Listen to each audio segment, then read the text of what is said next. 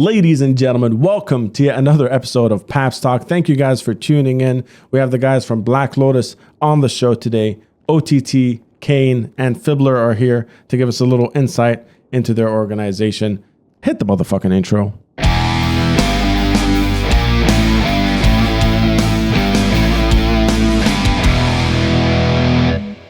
Gentlemen, welcome to the show.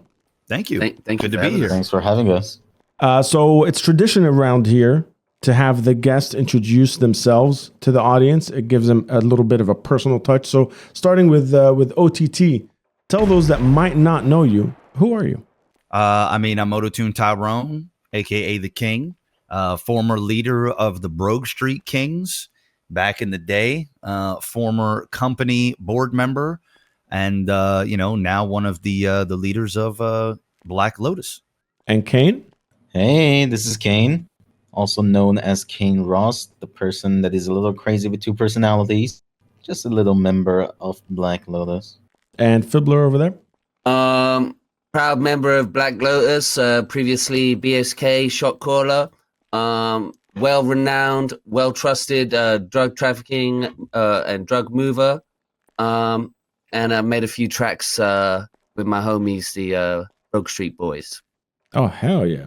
Available on all decent streaming platforms. I want to kick things off by let's just get into it. Let's talk a little bit about Black Lotus. I don't want to say new kids on the block because everybody comes with their entire history and all their experience. But as a name in Los Santos, you guys are a fairly newly organized group, right?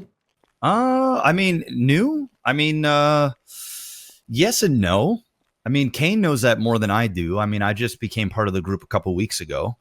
But maybe Kayn can fill you in a little bit more intimately on that.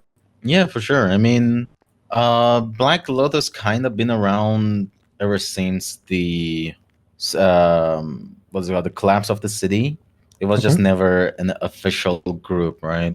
The people were just living together, hanging with each other, vibing with each other, and I kind of joined them like 2 months after the collapse, and then we became a small part of the company with OTT here. And ever since the company fell off, we went back to our own little thing that we were doing before the company, and we decided to make it official, like make it an actual name. And after a while, Black Lotus is stick to everyone, and it became official. I think around like a month ago. I think that's why I'm considering it new, because that's when it started propping up on my radar, and people started talking about it, and like you're saying, it turned into a name. Fibbler, you were saying you have your own history with the guys and outside of this group as well. How is it joining and becoming part of something that is growing in respect to like how Black Lotus is? I've been here since the start, man. Like, Black Lotus is, we started as a seed. You couldn't see us. We were deep underground, slanging, banging, chopping, and then pop up and surprise motherfuckers, you know what I mean? And now here we are. So I wouldn't say I joined. I feel like I've been here since the start. Oh, hell yeah. Speaking of the start, how long has everybody been living in San Andreas? I'm always curious about that. Way too long, man. I moved here in February, and I've bumped into people that are like, we've been here for fucking 10 years and stuff. So Fibbler, you've been here way too long, you think? Yeah. Spent a lot of time in prison too. Oh, damn. Okay. What about you, Kayn? I moved here in December, so I think it's been like 6 months, 7 months. Yeah, about that. Yeah. Oh yeah, and OTT? Oh, I've been around for a long time, man. Over 5.5 years. Long time. Yeah. Incredible. The way the city has been over the last at least couple of months with the issues we're having with DOJ, and there's a lot of people, talking about the PD and the issues regarding all of that and how that functions. How has that been for you guys, building something from scratch that may be teetering on the edge of having to deal with PD and having to deal with the government and stuff like that? Have you guys seen any struggles? Has it been smooth for you guys? What has that been like? Whoever wants to answer. Oh, I mean, we don't partake in any of the like everybody against the cop shit. All of the stuff that happened at the courthouse or the PD, and then the other stuff that was going on when CG was riled up with the police and everything. We just kind of, obviously, we support the streets. We don't like the cops, but you know, we're not really that into potential terrorism. And you know, the cops they kind of fuck around, but you know, we find our own ways to get our get back. But we're just not that group that jumps on the bandwagon to go shoot cops. Never. Yeah, understood. And I know Kayn and I have at least had some conversations. You know, the politics and I'll speak for me. I mean, Fibbler and Kayn, they can have their own opinion, but I think it's all corrupt. I really don't give a shit who's in office. It's always the same. At the end of every term, it's always, oh, this person will end up doing better, or this person will do that. Politicians are crooks for the most part, or if they're not, they have their, you know, there's lobbyists. You know, they're in it for their own self-interest, and the ones that are going to pad in their pockets. And I just don't really play too much in the political game. I kind of stay out of it, and it is what it is, you know. Congratulations, whoever gets in, but I could give zero fucks. Fibbler, are you on that same mindset? Oh, 100%. You're better off just having a criminal, because at least then you know that they're dodgy. True. They'll be true. They'll be honest about it. And just for the record, fuck 12. Fuck who? Sorry, I didn't catch that. Fuck 12. Yeah, fuck 12. Okay. Kayn, anything to add to that topic? No, I'm in the same mindset as them as well, and I think the whole Black Lotus as a whole is on the same mindset. And my only issue, to be honest, is not with the mayor, is mainly with the inconsistency of the cops. And I really, really hope that they get a grip, because it's a little way too inconsistent on the charges and everything. And whatever the mayor does for legislation, I hope it fixes that. But speaking of the mindset as a whole, let's talk about Black Lotus as a whole, and the mindset behind it, and the value system, so to speak. There's a lot of people that are in groups that kind of drive a certain message or have some sort of goal in mind. Is there anything like that with you guys? I mean, I would say that the main goal that the Black Lotus has is just to make a name for themselves, let the street know that we exist, and just thrive as individuals, right? Sure, it's a group at the end of the day, but people also have their own goals. And when it becomes to the group, we all gather together and work toward those set goals, and we do our best to achieve them. And one thing that I can say about Black Lotus is that I literally see everyone in there as my own family, and we do have a really, really good backbone of people in there. So like a support system. You guys are just there for each other, with each other, instead of just, as you know, herd mentality, all running in the same direction. 100%. That's right. Hell yeah, that's very fucking cool. We down for anyone with any skill set to join, so long as you are loyal, honest, and you put your best foot forward. That's all you can want from the person stood next to you, right? Yeah, honestly, and we an equal opportunities gang. Anyone can get the smoke. At least Kayn and OTT, you guys were, representing the company a little while ago, and the company disintegrated, disbanded, closes the doors. Is there anything that you've taken from those days and brought anything into Black Lotus in terms of, work ethic, value system, whatever it is? Is there anything that's from those days, or is it a fresh slate and you guys are, starting from scratch? Start with the OTT. I mean, nothing of value happened with the company. I didn't learn any lessons. I let my guard down. Got burned again, but hey, it's all good. Yeah, I mean, the only lessons that I've learned is, to just stand up for yourself, which I've always done. Mm-hmm. Not be a bitch. Have people's backs that have had your back for a long period of time, and not the backs of people that you met a week ago. Over them. That's pretty much it. But yeah, no, I don't really bring anything from the company into this, because the company was an absolute joke. Kayn, do you share that sentiment?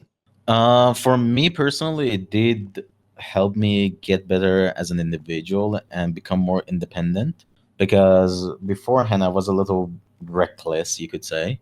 But it did help me mature up a little, get that experience, and see the bad things that happened there, and also see a little bit of good things.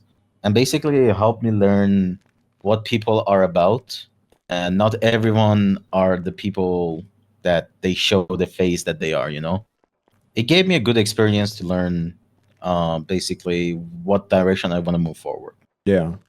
It's always I'm always very curious about the way the inner workings of a group or an organization, a business, that kind of stuff works. Because we live in probably one of the craziest places on earth. At the drop of a hat,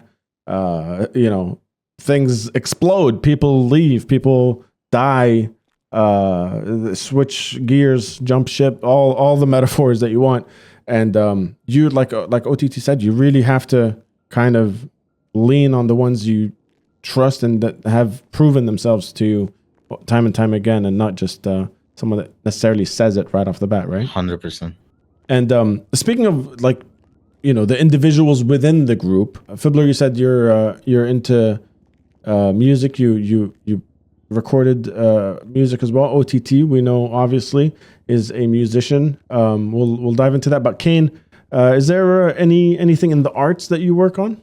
I mean, I did want to get into music as well, but I feel like I just don't have the talent for it. I would say that I do write songs, but at the same time, it's been so long that I've dabbled into it, and I probably lost the skill that I had. But beside that, not really. Yeah, I wouldn't say I was into making music either. I feel like that would be kind of disrespectful to the people that actually care about making music. I was more into making money, man. And when I heard that I could make 75K a song, just putting some random trash together in the booth, you better believe I was in there all day, every day, man. As a musician myself, I don't see it as a scale of skill set. I just think anybody that's putting something out there is worth noting, whether it was for the money or for the creative outlet or for the fame, for that matter.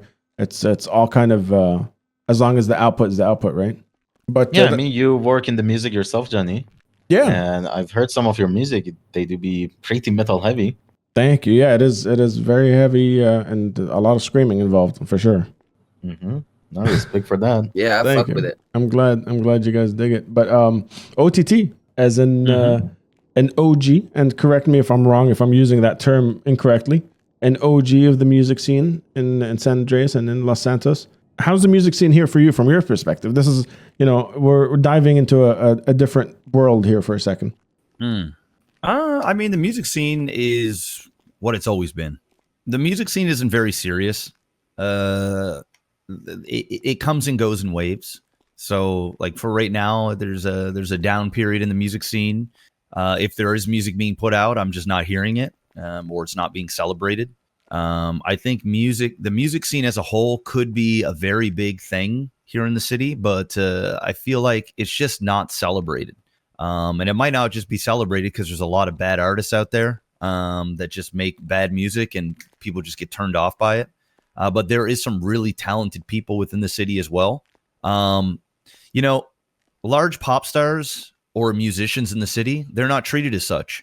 Yeah. They're not treated as celebrities. They're not treated as people that have, big talent. This is a city that just rewards chaos, thuggery, and it doesn't necessarily reward talent. In fact, most cases, the most talented people within the city are the ones that aren't celebrated or even talked about. So, as a whole, I always got love for the music scene.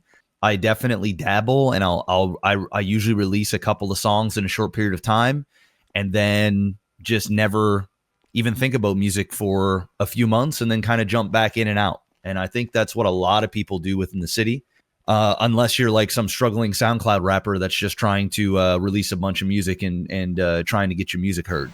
But if you're actually writing with substance and you're writing about experiences in the city, there's usually very little consistency on virtually any artist. It's tough. It is. It's tough. It's a lot of time. It's a lot of effort. You don't get paid for your music. People critique it. They're harsh on it. It's not a particularly easy industry to be in and thrive and be consistent in. Fibbler, you mentioned seeing the dollar sign at the end of the song. Is there any interest in Black Lotus Records or anything like that, turning that hole in the industry into a business of some sort? I don't know about Black Lotus Records, but I would say that the Broke Street Boys definitely ain't finished. We might come back with something soon. Don't want to say too much. I got to agree with OTT as well. I feel like the people that really pour their heart into telling the story about their life in Los Santos really just don't get celebrated enough. And then you got to listen to some generic fucking out of city shit all over the radio.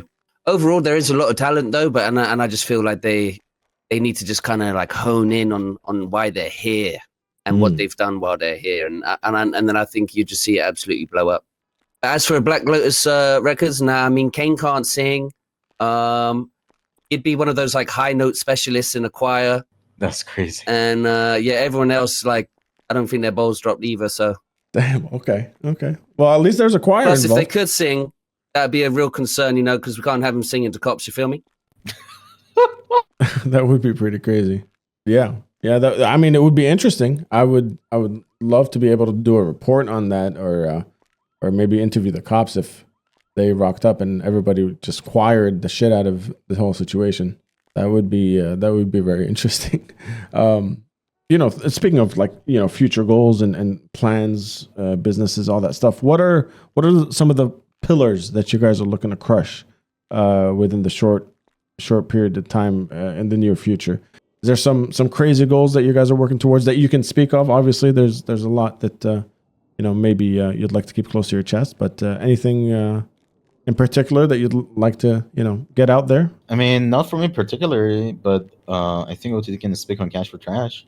Yeah, I mean, Cash for Trash. If you guys are interested in buying and or selling us materials, we will buy your materials and or sell you materials.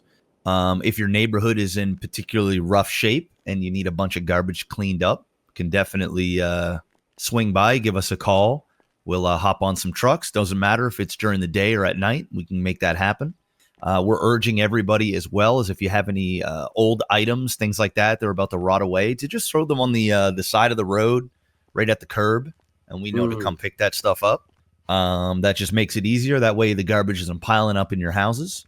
And when it comes to Black Lotus, hey, we just out here, we doing our thing.